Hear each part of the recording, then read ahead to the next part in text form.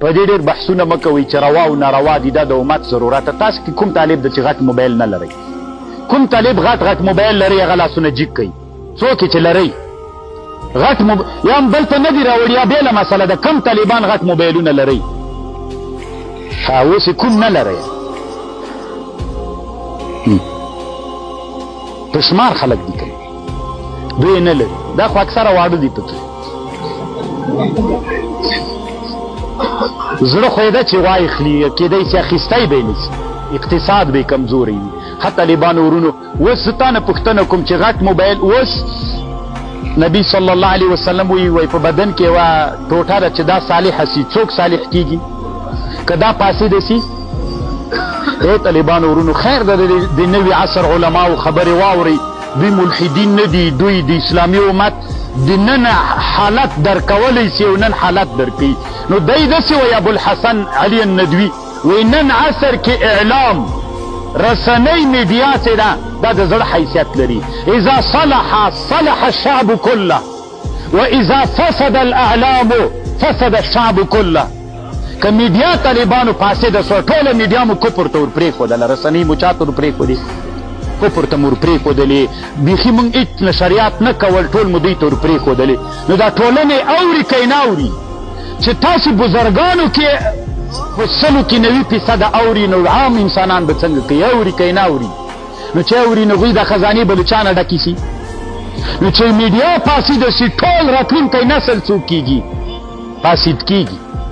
او که میډیا ته موږ مبارزه وکړو، د دوی د مبارزې نه د موږ مبارزه څوک شي؟ قوي شي. سم کار ورته وکړو، علمي کار ورته وکړو، دومره پرمختګ ورته وکړو چې د میډیا ټوله موږ د میډیا داسې کړو چې ټوله میډیا د پښتو د فارسي څوک صالحه کړو، چې صالحه مو کړه. طالبانو راتلونکی نسل بیا څوک؟ اذا صلح الاعلام صلح الشعب واذا فسد الاعلام فسد الشعب. تاثیر پې کوي که نه؟ تاسو طالبانو ورونو تیر جهاد کې چې موږ تاسې دا هغه کوو څه ورته وایي دا رسنیز فعالیتونه کول، انسانان دې موږ څومره ملګري ول که نه؟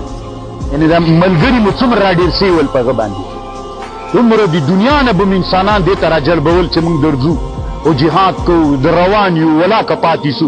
نو نورې دنیا کې د انسانان په هغه د رسنۍ د لارې نه پسې په جذبو راغلل، په انقلابونو به راغلل. دا اوس کوم جهاد چې روان ده که نه پوهېږئ؟ خو نو که دې کې دا رسنۍ تر ګل کوي طالبانو، جهاد ګل کېږي، قسم کوم ګل کېږي. خو که څومره چې رسنیز فعالیت ډېر ورته اوسي، هغه جهاد نور هم ګرځېږي. د الله په خاطر وکوئ. ای علماو، دغه نارې چې روا ده که ناروا موږ ته معلوم ده. تاسو د امت حالت وګورئ، د امت راتلونکی 50 کلنۍ حالت وګورئ. که چېرته میډیا کفر ته ورپاتې سي، اذا فسد الاعلام فسد الشعب كله. ټولنه به ګوره درنه لاندې سي. بیا د ټولنې تا واک ته نه راځي چې ټولې دښمن خبرې ورته کوي. او که چېرته دا صالحه سي، صلح الشعب كله.